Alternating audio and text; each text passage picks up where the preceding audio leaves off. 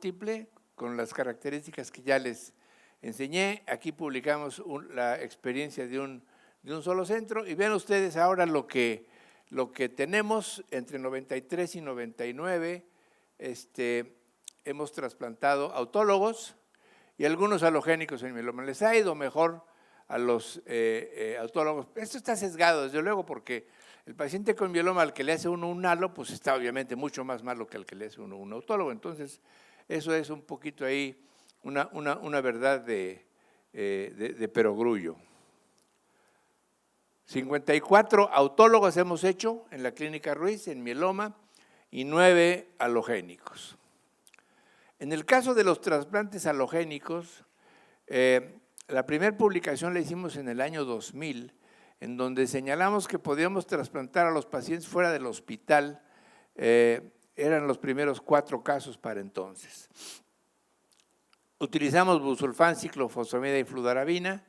Los hacemos de manera ambulatoria. A un porcentaje bajo los tenemos que hospitalizar. 1 millón de células por kilo es más que suficiente.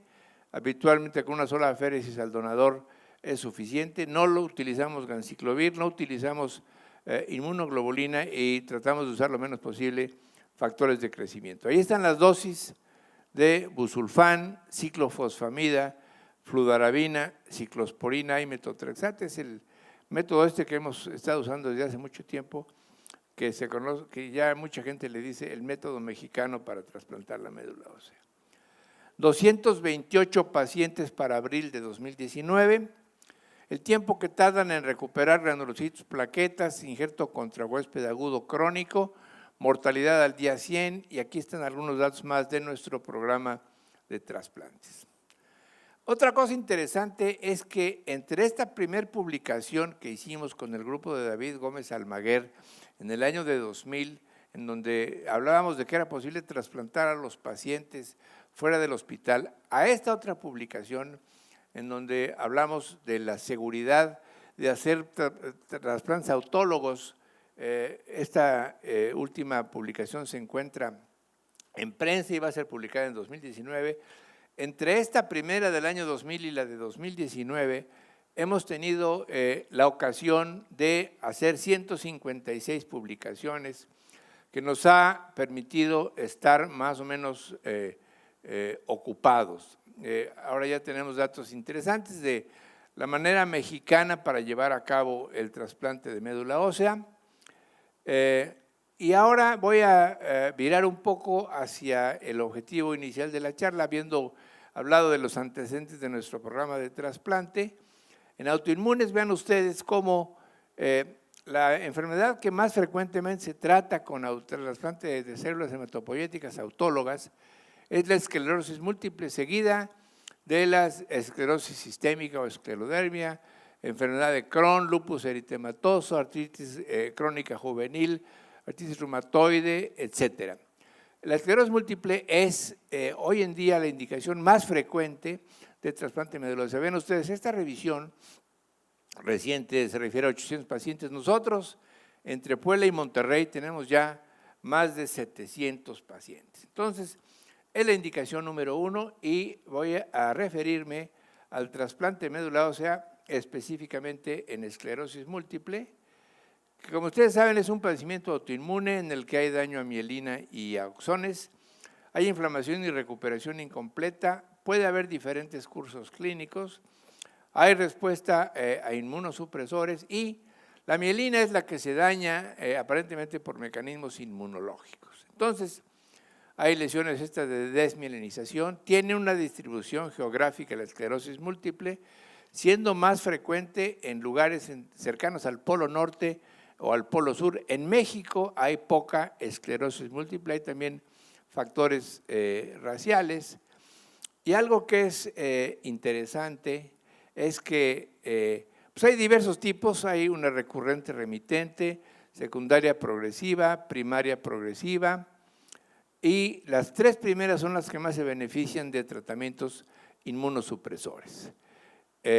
Aquí hay una escala de el grado de discapacidad que se llama EDS, Expanded Disability Stage Scale, estamos trasplantando nosotros pacientes que tienen 7 o menos de EDSS, porque los que tienen más pues, ni siquiera pueden viajar, ¿verdad? Muchos de ellos son extranjeros, como les voy a mostrar a ustedes. ¿Cómo se trata la esclerosis múltiple? Pues hay muchos productos, interferón beta, acetato de glatiramar, natalizumab, fingolimod, alemtuzumab, mitojantrona, rituximab, ocrelizumab y el trasplante de médula ósea. Ningún tratamiento de estos produce mejoría en más del 50% de los pacientes. El único que funciona en un número mayor es el trasplante de médula ósea. Y además es el más barato. Yo creo que es la mejor opción terapéutica. Esto aquí lo discutimos entre el doctor Gómez Almaguer y un servidor. Y vean ustedes acá, los medicamentos nuevos, lo más que logran es 50% de respuestas y los trasplantes están entre 70 y 80% de respuestas. Es decir, la mejor opción terapéutica para un paciente con esclerosis múltiple es el trasplante de células hematopoyéticas. Hay quienes dicen que trasplantar la médula ósea en esclerosis múltiple es un procedimiento experimental y hay quienes, la contraparte, dicen que dejar de ofrecerlo a los pacientes es una conducta falta de ética. Yo creo que uno tiene que ponerse en un punto intermedio y aceptar que es una opción terapéutica buena, probablemente la más efectiva y la más barata ciertamente. Entonces, ¿por qué se hace el trasplante en esclerosis múltiple? Porque es una forma de hacer inmunosupresión, porque reprograma uno el sistema inmune. Está claro que es más útil en formas inflamatorias, se practica desde hace muchos años, no es nada nuevo. Alguien quienes dicen que esto es experimental, lo cual yo creo que no. Se han hecho más de 700 trasplantes, nosotros mismos hemos hecho más de 700 trasplantes y gruesamente viven el 92% de los pacientes 5 años después del trasplante y la mitad, un poquito más, están libres de progresión después del trasplante de 5 años. Entonces, vean ustedes cuáles son las razones por las cuales se trasplanta la médula ósea. Es una manera de reprogramar el sistema inmune. Uno daña con la quimioterapia tanto a las células T como a las células B. Y es una especie de darle un control alt al sistema inmunológico de una persona. Es como siempre he visto yo al trasplante de médula ósea. Se hace desde hace 22 años en el mundo, o sea que no es nada nuevo, no es nada experimental. Y hay cosas que ya se saben del trasplante de médula ósea en esclerosis múltiple. Vean ustedes, una de ellas es que el G-CSF puede empeorar la esclerosis múltiple. Hoy en día la morbimortalidad es de menos de 5%. La quimioterapia de dosis altas puede empeorar el daño neurológico si no se utiliza al mismo tiempo el trasplante. Las dosis bajas de quimioterapia tampoco funcionan bien y los trasplantes son más eficientes en formas inflamatorias de la enfermedad. Los trasplantes estabilizan la esclerosis múltiple más o menos en el 50% de los casos y mejoran a los pacientes alrededor del 30-40% de los casos. Lo cual, repito, es la mejor opción terapéutica que llega a ser de manera global sumando estabilización con mejoría del 75 a 80%. Los trasplantes permiten que otros inmunosupresores funcionen mejor, lo cual también es una ganancia, y los pacientes tienen la tendencia, la mantienen a hacer autoinmunidad a pesar del trasplante. Son desde luego mucho más baratos que los medicamentos nuevos. Entonces, ¿quiénes deben hacer los trasplantes de médula ósea? ¿Los neurólogos? Pues no, porque los neurólogos no deben trasplantar. Los hematólogos sí sabemos trasplantar, pero no sabemos neurología. Entonces, yo creo que de la interacción sana de neurólogos con hematólogos es que se pueden generar buenas experiencias.